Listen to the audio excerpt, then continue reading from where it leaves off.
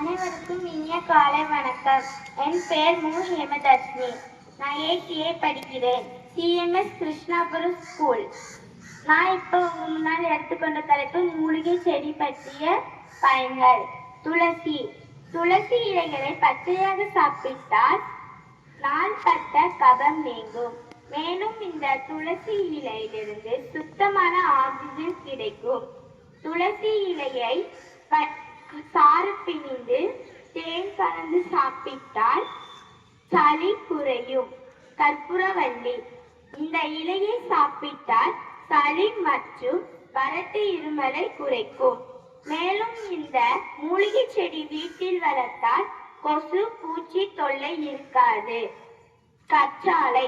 கற்றாழையை தயிருடன் சேர்த்து சாப்பிட்டால் உடலில் உள்ள உஷ்ணம் குறையும். பெண்களுக்கு வரக்கூடிய பிரச்சனைகள் தீரும். வெற்றிலை. வெற்றிலை செடியை வீட்டில் வளர்த்தால் லக்ஷ்மி கடாட்சம் நிறைந்து இருக்கும். மேலும் இது